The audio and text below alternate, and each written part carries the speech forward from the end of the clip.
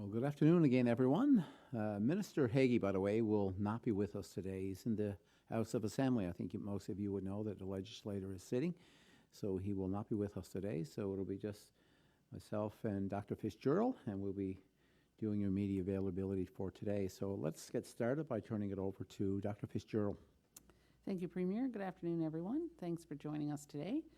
Since the media advisory yesterday, we have no new cases in the province, and the total number of cases remains at 261. One person is in hospital due to the virus, and 256 people have now recovered. In total, we've tested 13,870 people. As businesses and activities reopen this week, I'm once again filled with relief and encouragement as we further transition into a more normal way of life while living with COVID-19. We've each worked hard to get here, and I hope you share in my renewed sense of hope and optimism moving to alert level 3 has provided. This is indeed a positive step forward, and it means we can now more comfortably enjoy summer activities and gatherings with families and friends, but in a modified way, as long as we can do so safely. We've reached this point because of your determination, your patience and understanding, and the tireless efforts of our public health officials to help keep us all safe. If it appears that throughout the pandemic we've acted out of an overabundance of caution, it's simply because we have, and our progress has been slow but steady. And as it goes without saying, every life saved from this disease is an important life worth saving. The COVID-19 virus and what we know about it is evolving all the time, and experts around the world predict a second wave. And if or when that happens, we must be prepared. So continuing to practice the tried and true prevention measures and adhering to the public health measures that we have in place will put us in the best position to respond should a resurgence occur. So as we begin moving about more freely, please continue to be mindful of your safety and that of others. Without exception, please stay home when feeling unwell. Cover your coughs and sneezes. Wash your hands often, and maintain physical distance of at least 6 feet or 2 arms lengths from others while in the workplace or any other public space. When you're unable to maintain a safe physical distance in public, please use a non-medical mask. This is especially important to help protect those around you who, for health or other reasons, are unable to safely wear a mask.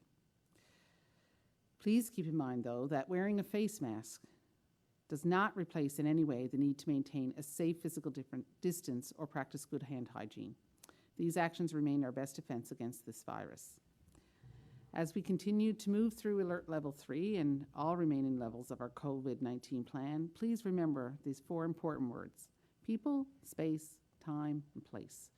The significance of these words cannot be overstated. Simply put, the more people you interact with, the greater the risk of spread. So keep your number of contacts outside of your bubble as small as you can.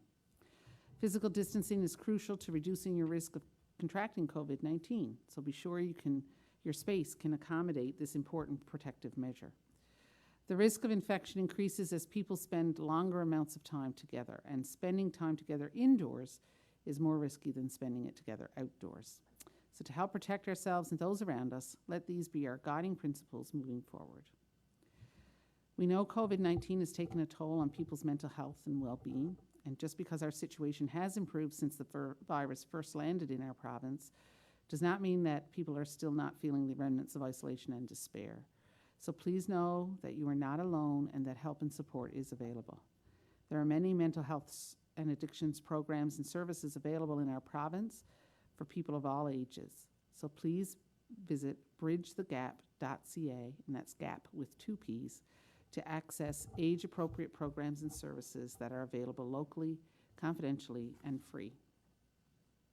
If you are feeling anxious and alone, you can also call the Provincial Warm Line at 1-855-753-2560. 7 days a week from 9 a.m. to midnight to speak with a trained peer support worker who is there and ready to listen.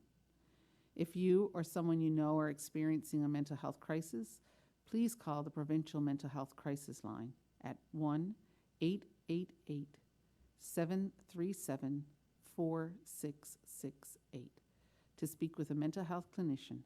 This service is available 24/7 to anyone who needs it. Even as our situation is improving, please continue to reach out to people among us who are still finding it challenging to cope with the effects of COVID-19. Sometimes an ear to listen and support is all it takes to lighten a person's burden in the smallest of ways while making the biggest difference. No act of kindness, no matter how small, is ever wasted. This pandemic has brought us together in an unimaginable way, and I hope the bonds that we have forged will continue to support an understanding environment that show people we care and gives them confidence that they will not be judged if they come forward and seek help and support.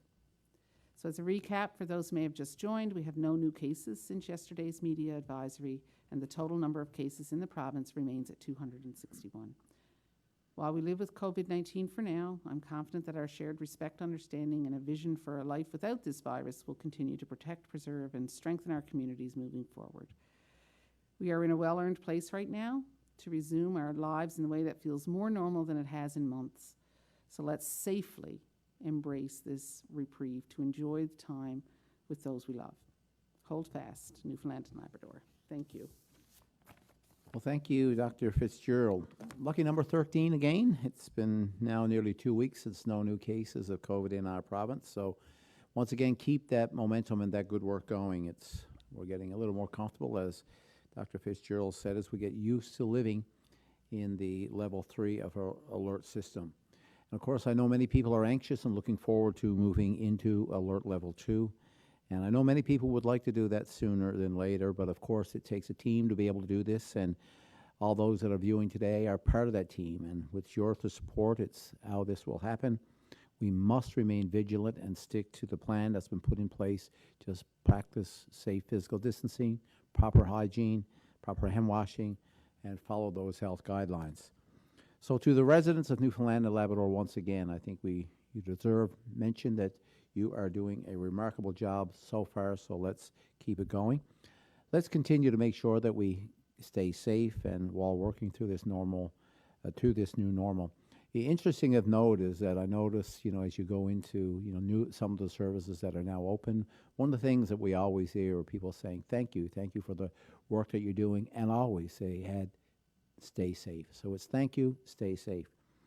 So let's continue to moving forward with our plan to life with COVID. This has also been a very busy week for your elected officials, as many of them, as we're all back now to the House of Assembly, as I just mentioned. That's where the minister is today. And we're in there today to put further supports in place to work with you to move through this pandemic.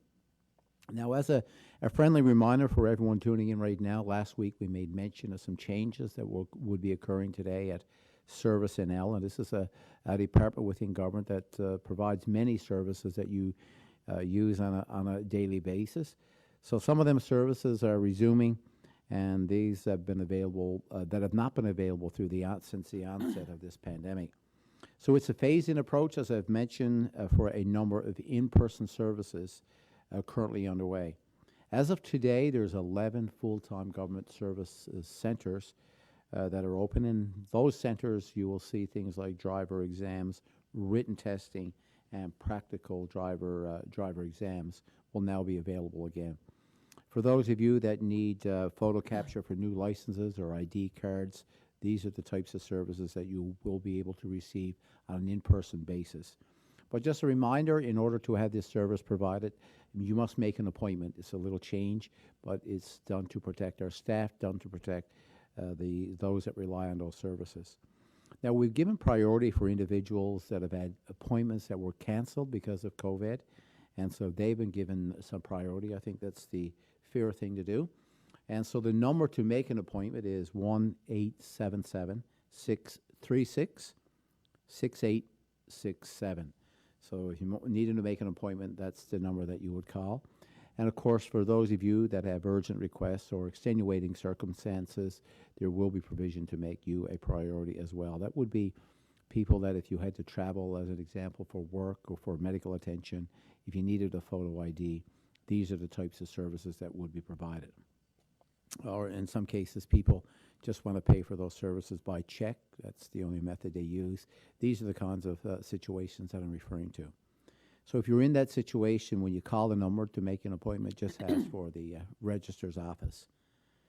Now, each office location, as I've just mentioned from those government services centers, has been assessed and measures have been implemented to ensure that we have the safety of staff and the public, including physical distancing. So although we are phasing in the in-person services, I cannot go without mentioning the incredible uptake that we've seen on our online services that are available at mygovnl.ca. And since the public state of emergency, the public health emergency has been put in place, as an example, more than 98% of the vehicle renewals have been conducted online. If you compare that to last year it was at 75%. So that's a significant growth in using that online service. But it's not just the vehicle renewals. We're seeing people getting their driver's license renewed online as well, and a significant uptake. Since the pandemic, it's been 92% of the driver's license renewals done online, and this is compared to 47% during the same period last year. So we are very pleased to be able to offer those services online during this unprecedented time. And you have obviously been responsive, and I want to thank you for adjusting and taking advantage and availing of the mygovnl.ca services.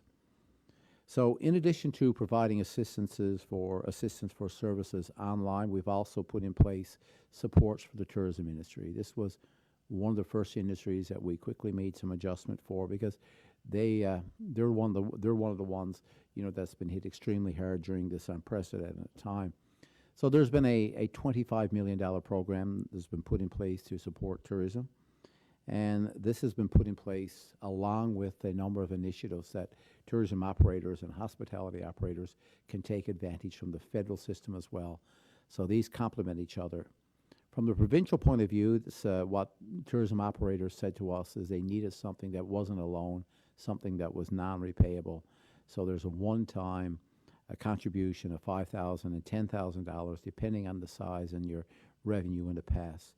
So this is what they were looking for, was something where they could support some of the fixed expenses that would have been coming up on an annual basis at this time of the year, when normally they would be reopening with quite a few clients waiting to come in.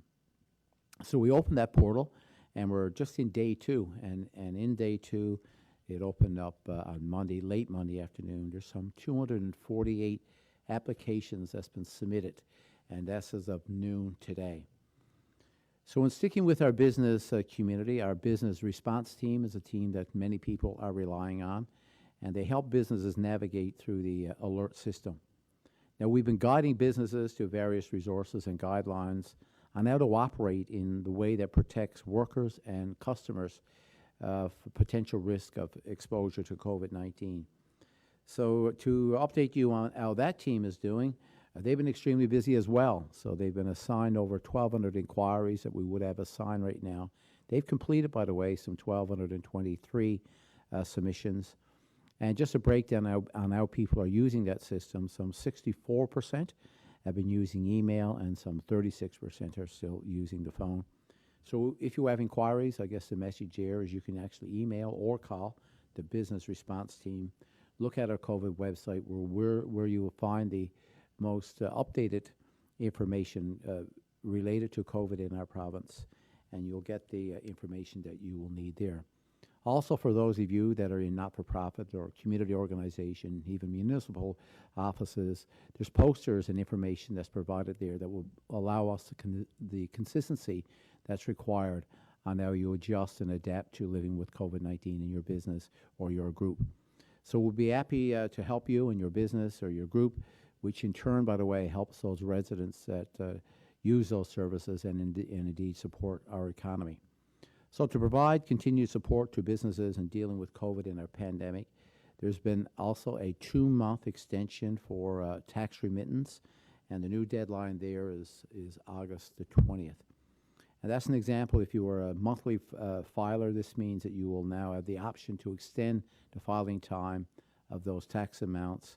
They would have been normally from, let's say, February to June. You can now extend this into August the 20th of 2020. So that's some extra support and making some cash available to our businesses during this difficult time.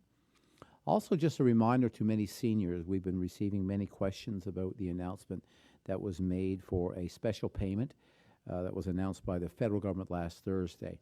And this special payment will be available in early July. And just to clarify some of the, I guess, comments and questions that we've been getting and what this special payment would mean. So if you're an old age security pensioner and you're receiving that benefit or a guaranteed income supplement, if you receive the guaranteed income supplement, that there will be a one-time tax-free payment that you will receive on the week of July 6th. So this is, of course, on top of the existing benefits. And for an example, for those of you that receive old age security, you will receive an extra $300 on the week of July 6th. Also, for those that receive the guaranteed income supplement, you will receive an additional $200. So in combination, that's a total of $500. I know we have a number of individuals out there too between the ages 60 and 64 that receive some special allowances, and you will receive an extra $500 on top of the existing benefits that you would normally get. So all in all, this is a way to help support some of the most vulnerable residents and the extra costs that they've had to deal with and they've incurred during the pandemic. And it provides greater financial security at this particular time. So very pleased to say, too, that the All-Party Joint Committee, all our MHAs, our ministers, our departmental officials, many of our public sector workers, along with, by the way, our federal government, we're all here to help you and your family during this pandemic. So we must continue. I think it's important that we continue to work together to introduce new supports or or just simply enhancing some of the supports that's been in place for quite some time. Our approach has been one of balance and supporting each other through this pandemic and putting the important health measures in place so that we all continue to work together. And I think, as Dr. Fitzgerald just mentioned in her comments, you can see the benefits of a province working together, supporting public health and sticking with the public health measures that have been put in place. And we see the outcome that we're seeing within our province. So let's keep the momentum going. Let's stay determined. We're moving in the right direction. If our recent results are any indication, we're getting in a better position so that we can make progress and move into alert level 2. We know that collectively working together as a province that we can do this. So right now, I will now turn it over to the media for today's questions. Thank you, Premier. For the benefit of our speakers, we have 6 reporters registered for today's call. Each reporter will have the opportunity to ask 2 questions and 1 follow-up. We suggest that you not ask rumor-based questions. The purpose of these briefings is to address COVID-19 issues. All other government-related issues should be directed to the appropriate department or agency for response. Reporters will ask questions in the order they registered for today's call. Please do not press *1 until your name has been called. Following this, should time permit, there will be an opportunity for single questions. Our first questions today are from Peter Cowan of CBC News. Please go ahead. Thank you. Dr. Fitzgerald, I'll throw this one at you. Normally it would be the minister, but he's otherwise occupied. We saw health authorities today announcing they're easing restrictions. So, for example, long-term care will have 1 designated person. Can you give, there'll be some people that will still wish they could have more. Can you give me an idea of A, why did you want to ease the restrictions, and B, why do you feel that it's not appropriate to lift them even further? Sorry, Peter, I was missing some of what you were saying there. You were breaking up a little bit. Can you repeat your 2 questions again? Sure, it's rare people can't hear me. I got you now, no problem. So the question is for the lifted visitors restrictions that we're seeing in place today. 1 designated person for long-term care, for example. Can you give me an idea of the balance that you're trying to strike here in terms of what you're hoping this will achieve by allowing people to have more interactions, but also why you don't feel that it's okay to be able to go back to the way it was before? Great, thanks. It's a good question, and certainly a question that we've been asked a fair bit, but what we know is, our long-term care, personal care home populations, they are particularly susceptible to severe disease, and if, we don't have to look very far to see the consequences of COVID getting into one of these facilities. So we certainly don't want that to happen. We recognize the importance of visitation for people who live in long-term care, personal care homes, and other assisted facilities. So we want to be able to give back some of that connection. I think we, the facilities themselves have to be able to make sure that they're able to implement these things safely. So I think starting with one person coming in, a designated visitor, is a good place to start. And we'll be certainly looking at how this rolls out and how things go. And if it looks like things are going well, then certainly we'll consider expanding that at some point down the road. But we have to be cautious because, there is that risk with this population, and we want to make sure we're giving a balance of safety and other health-related concerns as well. When you look forward to the rest of the summer, we haven't seen yet what the gathering numbers will look like for Alert Level 2 in a couple of weeks. I've heard a lot from a lot of brides as well as people in the wedding industry wondering, can a wedding go ahead in July or August? If you had a kid who was busy preparing for a wedding this summer, what would the advice be that you would give right now? In general, or just no? So, weddings can go ahead right now. People can get married. They just have to be small gatherings. And that's certainly something that we are looking at. We're looking at that not just here, but we're looking at it across the country. We recognize that some of these social and cultural gatherings are important to many people's lives. And so, again, we want to be able to to have things go back to normal, but to do that safely. And so I think we need to really look at we're still very early into this, and, we've opened up, a lot of things have opened up, a lot of things have changed. So we need to take some time to see what effect that's going to have, first and foremost. And then I think we'll be able to make a better decision at that time, or a good decision at that time, what kind of gathering we can look at. But whatever it is, whatever the number, it has to be done safely. We still have to think about physical distancing. Those public health measures are not going away anytime soon. Premier, last question is for you. At the end of the month, not every parent's going to be ready to send their kids back into childcare. Providers have been telling, or some providers at least, have been telling parents you either have to pay for that spot or you're going to lose it as soon as that government funding runs out. Other provinces like Ontario have said that child care centres have to keep those spaces open and aren't allowed to charge. Why aren't we doing that here?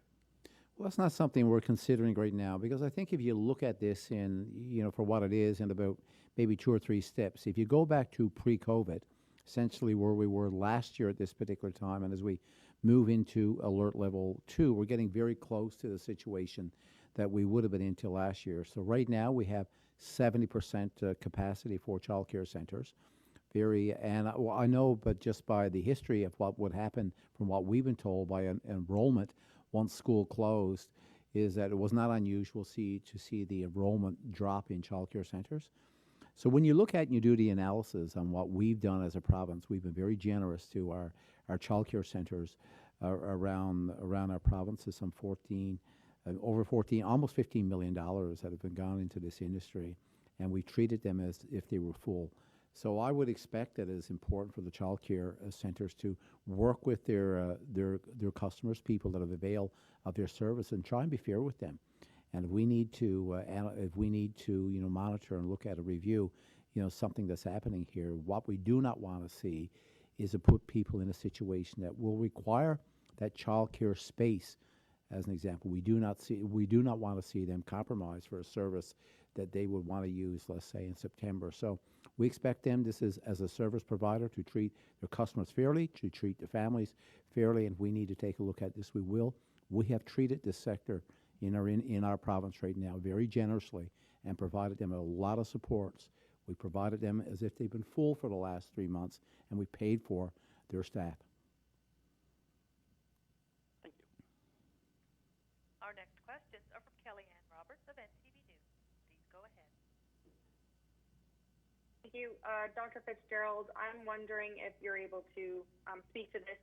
Eastern Health has put out now guidelines on visitation when it comes to long-term care homes, palliative, intensive care, obstetricians. things like that. Central Health has put out something similar. I'm wondering if all the regions are to have the same guidelines, and what long-term care homes, if they're building their own strategy, should be taking into consideration.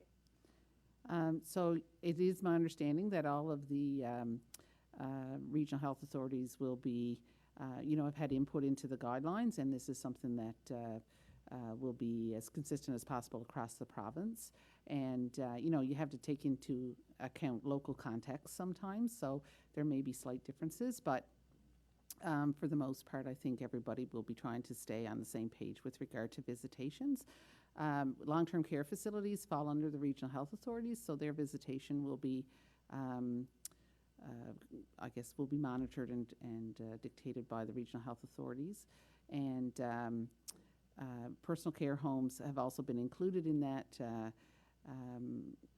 in those conversations with regard to allowing for visitation. But again, every personal care home is a little bit different from the next, so you have to have some local context as to how the recommendations can be carried out safely in each facility. So there may be some subtle differences in the way that that's carried out, but the principles and the guidelines behind it will be the same.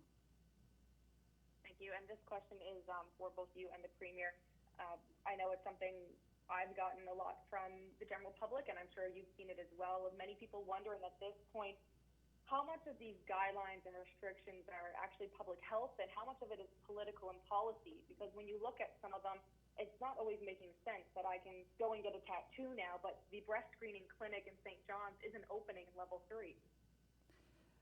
So certainly we make public health guidance based on the best evidence that we have, and the regional health authorities are opening their facilities as they see the best way to do that. So there are other considerations for the regional health authorities than just strict public health considerations.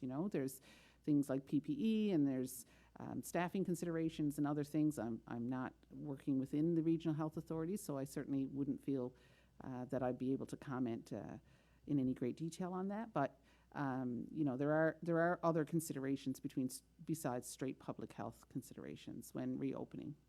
Yeah, so from the political piece of your question, I mean, even the all-party committee that we put in place back, many weeks ago right now, we made a decision collectively amongst us that we would rely on our public health officials based on the evidence and the science. So I'm not here, and we have not, any of the three leaders that participate have said, we need to see this opened or this here open. Of course, we speak to people that use those services, but we're not here to influence a decision. We base it on the advice of our public health officials. That's the position that we took from day one, and we'll continue to stay there based on the science and the evidence. I know a lot of the decisions would be extremely difficult, and I understand the frustration on just the example that you gave. But from a regional health authority, they have a number of things that they have to consider in terms of, utilization of the acute care facilities, from a bed occupancy, the staffing that's available, the PPE that's available, as an example. All of these things, put extra pressure on PPE. So these are decisions that are made within the regional health authority. As Dr. Fitzgerald has said, they are responsible for this. So we're not here to say this particular service should be available and the other one not. That is not the type of influence that we put on our public health officials, and we won't. We shouldn't. We base it on evidence and science. But shouldn't the Department of Public Health, be advocating for some of these services, like a breast screening clinic, health mammograms, and can screen cancer before most? I mean, to me, that seems pretty urgent.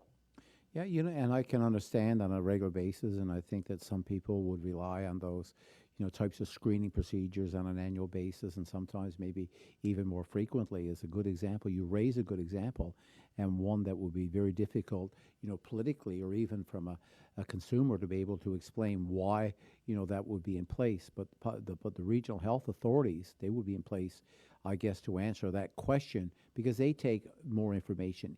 On the surface, it would seem that the breast screening service should be available. I would like to see it available, But yet, from a regional health authority's point of view, they have other considerations.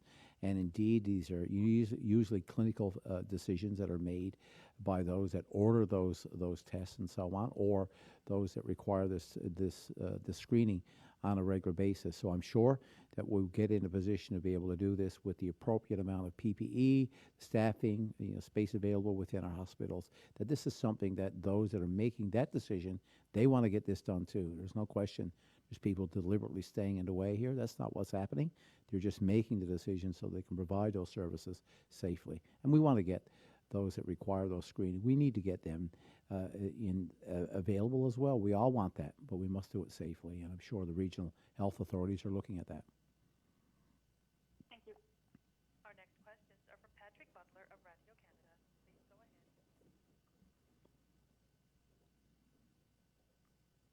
Question related to long-term care facilities. I just kind of get a sense of what this is going to look like. How would it? Can you walk us through what a visit could look like for people who are going to visit their family members? Will it be one visitor at a time? Are people going to be allowed to go into their bedrooms, or will there be a sort of a common room for visitors? Can you give us any details related to that? So, I can't get down into the details of every home and how they're going to do this. Obviously, that's something that has, again, that's that local context that you have to consider. Some homes have a lot of private rooms, so in that situation, visitors may be able to come in and go directly to their loved one's private room. They will stay in their private room, they'll wear a mask, all of the precautions that you would take. In other homes, there aren't as many private rooms, and so there has to be a way to ensure that the safety of all the residents are in place. So that may involve them having certain designated rooms where people could go to visit. In some places, this may involve more outdoor visits because they have some lovely outdoor spaces, for example, that they could have people go to on nice days. And in those situations, that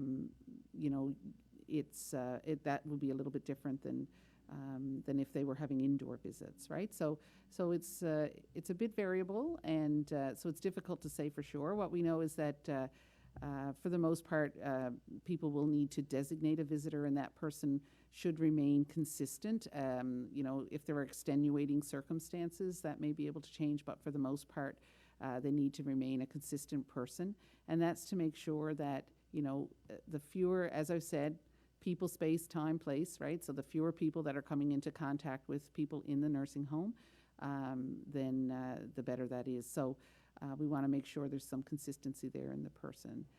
But it'll be probably as variable as there are homes and personal care homes in the province.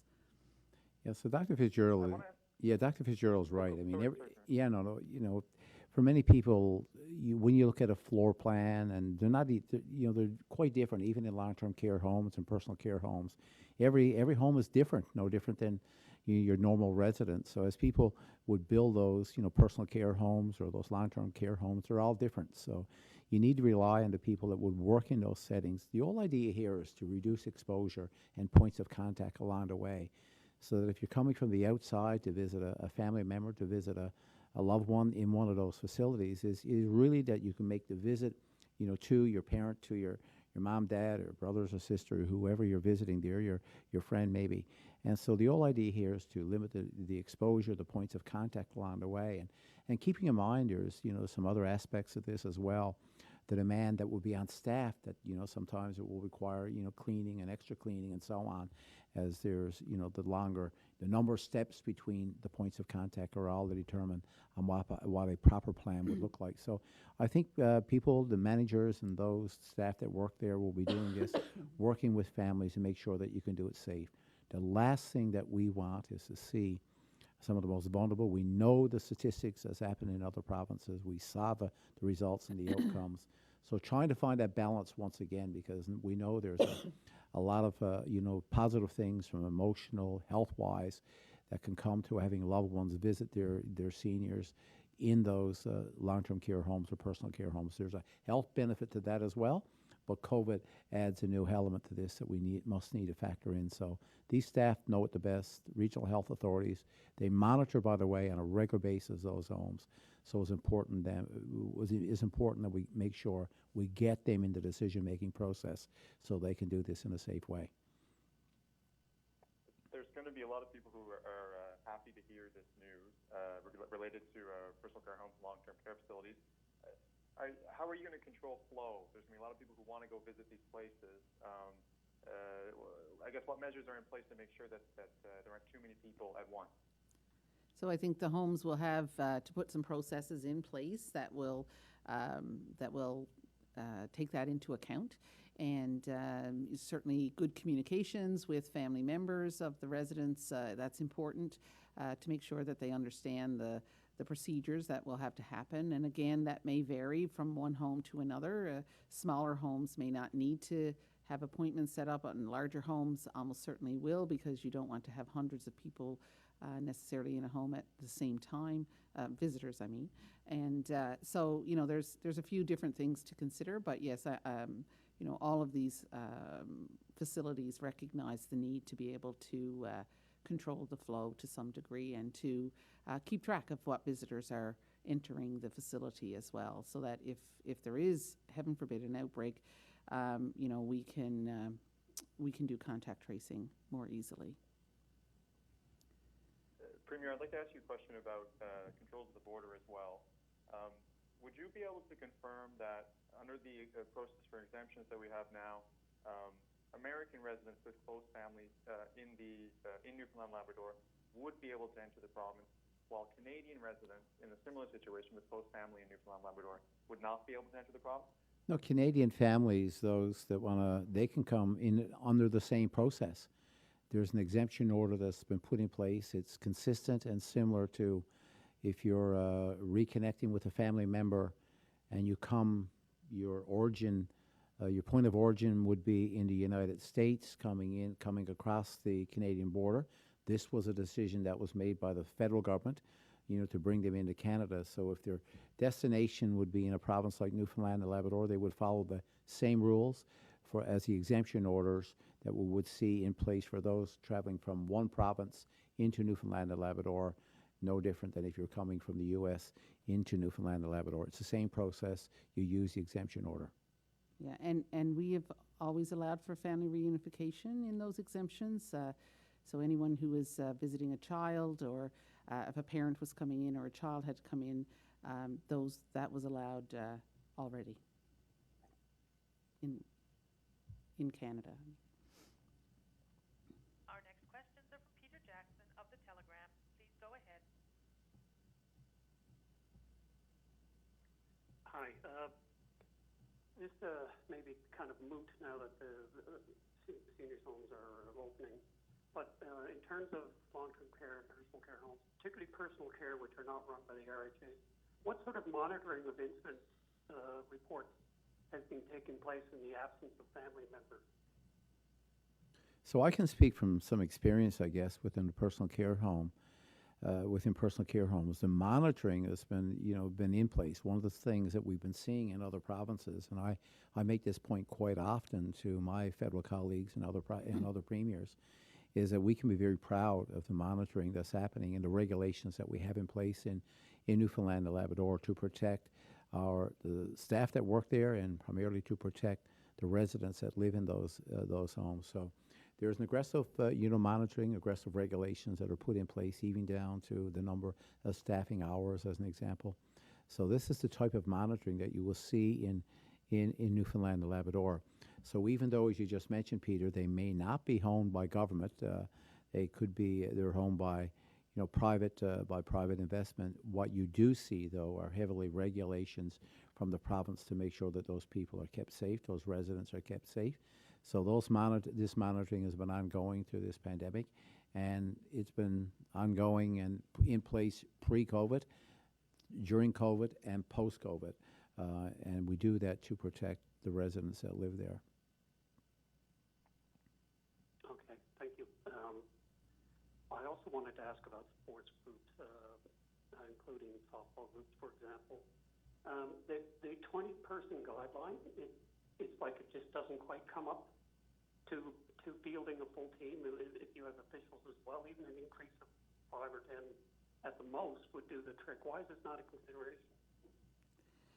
So, when we made our decisions about the number of gatherings, it was based on public health advice and evidence, and not really on what sports teams would be, able to do. That's not really something we had to take into consideration for that. So, we appreciate that people want to be able to play these sports, and we've given guidelines. We've consulted with their sports federations and their sporting groups to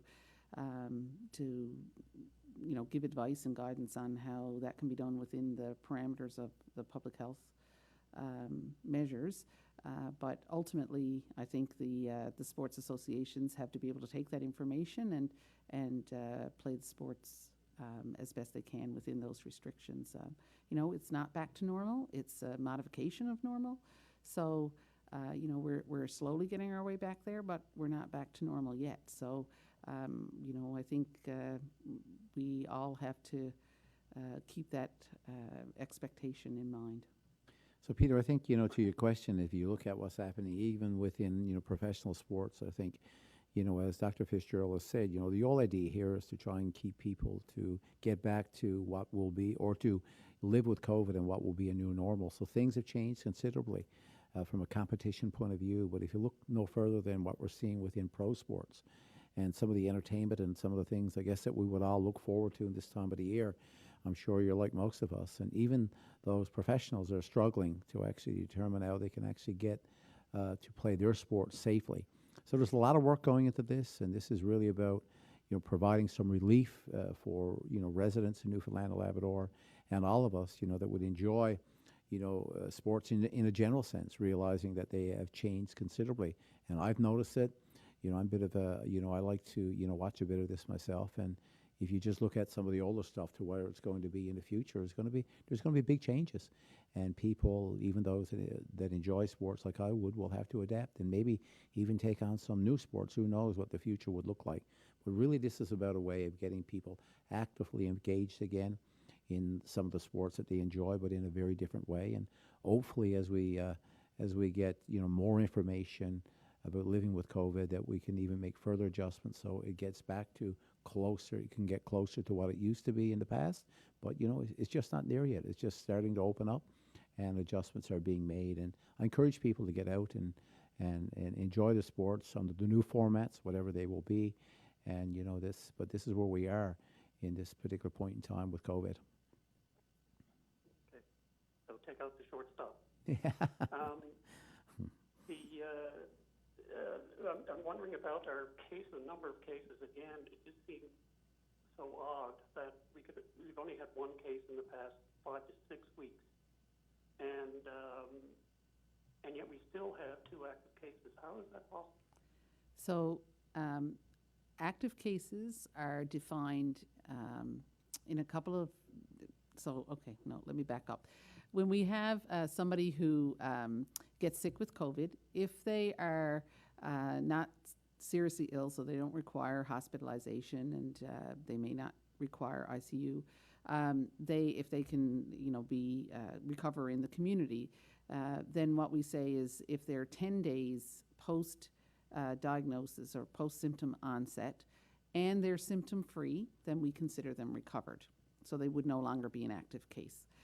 However, if you have somebody who has been admitted to hospital, that usually means that they have more severe disease, and generally speaking, they tend to have higher viral counts when they have more severe disease. So there's a higher risk that the disease could be spread. So we're a little more cautious in that situation, and so what we want then is 2 tests done at least 24 hours apart that are negative before we would consider them recovered, and provided they also had resolution of their symptoms. So there are some cases where it actually takes a long time for people to stop shedding the virus, and so they continue to have positive tests when we test them. So they're not technically considered recovered, so we still would call them an active case. And that can take quite some time. Across the country, we've actually had people up to 8, 9, 10 weeks before they actually stop shedding the virus and have those negative tests.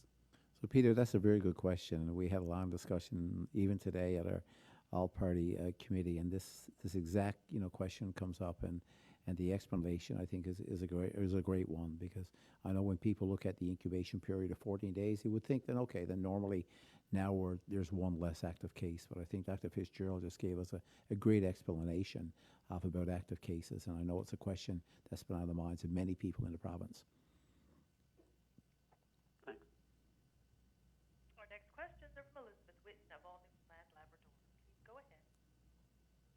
Premier, I want to ask about something you touched on in your opening remarks about how online service has really flourished in this time. And I was wondering, are there any services that will stay online and maybe never go back to in-person service? I think it will. I think people have adjusted, and I know we've put a program in place, within government, and we put more services online using digital services. If you remember, and probably for those that would have followed this back a few years ago, we've put a big plan in place. We get more services online for people as part of regular programming. And right now, so the programs that we're seeing today, as I just mentioned, around vehicle renewals and driver's license renewals and others, they've been around for a while, but we're seeing now that are people that are using them simply because you just couldn't go in person. And so I think you will see people that will adjust and never go back to the in-person appointments or the way they provided those services. And I will continue as a government to explore new opportunities. Matter of fact, we were at some meetings yesterday, and there's a number of opportunities that we could actually use as a government to provide more services online. So then it really doesn't matter where you live. It doesn't matter about the appointment. You can actually make those decisions and use those services at your convenience. Of course, then the big question comes down to the availability of broadband. And so we're having those discussions with the federal government, and we make sure we can, get speeds up, get the capacity up for access to broadband. It's important. We've seen the increase in virtual care as an example. I know some physicians have been using the telephone. Some have been using this, by other mechanisms. And we've seen meetings that have been occurring by Zoom and all the other programs that have been in place. So I think you're going to see, as a result of COVID and this pandemic, that you will see many, many more services that will be delivered online. And quite frankly, I think people have become very productive and have done some great work working from home. And so to answer your question, yes, I believe you will see more of it. And no, I do not believe that we will go back to some of the old ways of doing things. I think this is about adaptation of where we are, but have been creative, and we'll see this well into the future in a normal life, or whatever that new normal is.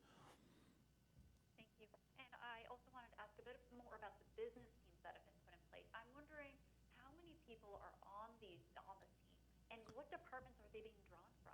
Yeah, they're being from TCII, and so there's a number of people there. And from a tourism point of view, it would be primarily those that would have been focused within the tourism sector of that department. As you know, that's tourism, culture, innovation, and industry. So there's a number of components to that department. Some, as an example, a provincial parks program and those sorts of things would be in there as well.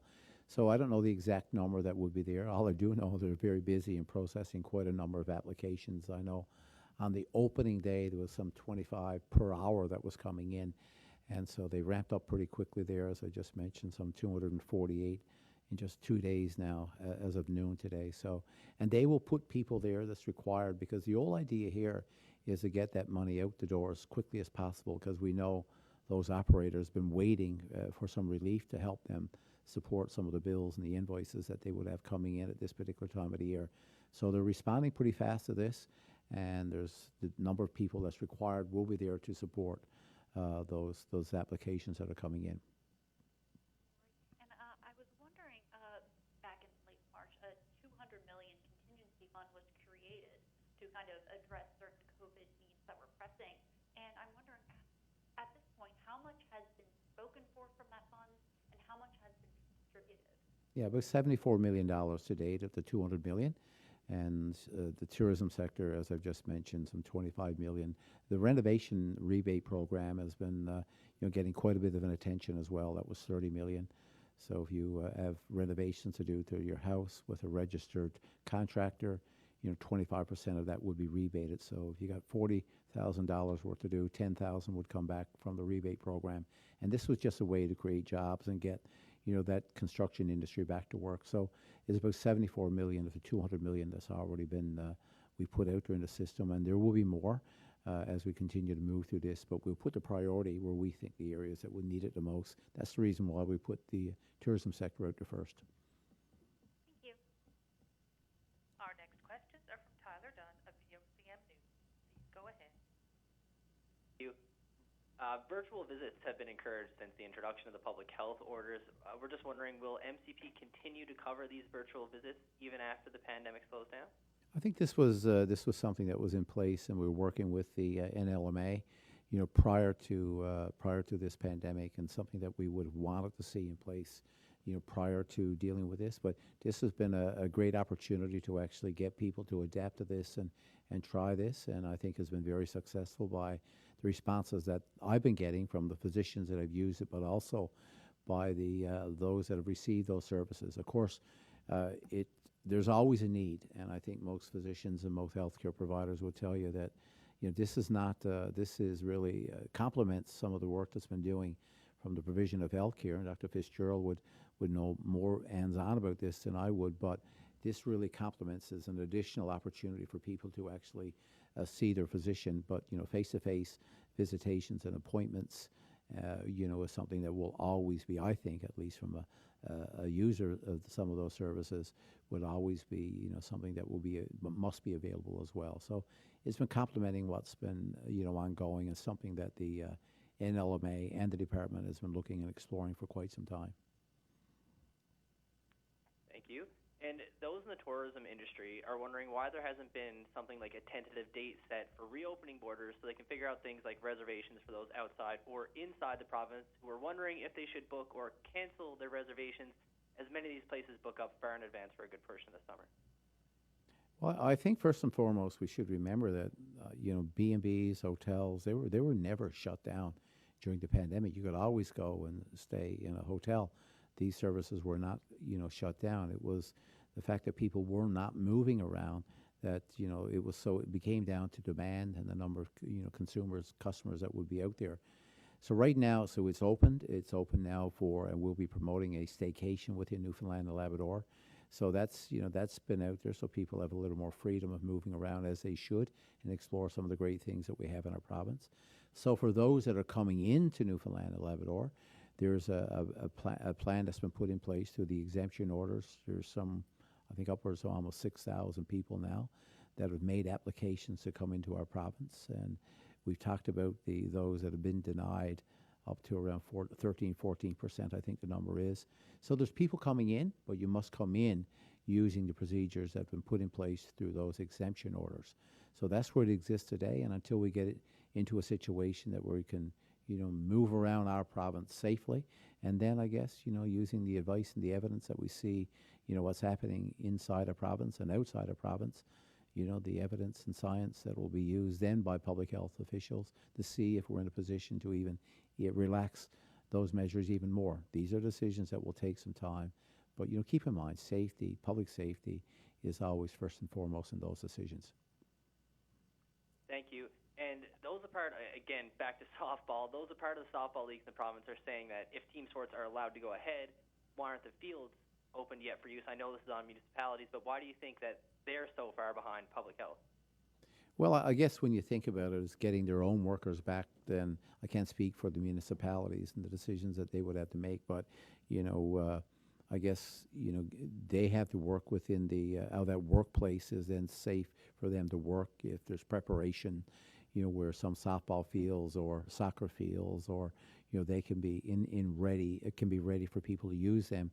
That could be different in each community based on the supports that they would have in place to be able to do that. There's no question, especially in the springtime. There's a lot of priorities and a lot of pressure put on many of our towns and our cities to get those facilities open, but there's pressures on in things that are happening and occurring. I mean, keep in mind, this is usually, cleanup time around our communities as well. So there's a lot of pressure. Sometimes there's competing pressures on how we best utilize the staff that's available in those communities. Thank you. Thank you very much for tuning in. The time for questions has ended. Please join us again on Friday, June 12th at 2 p.m., 1:30 in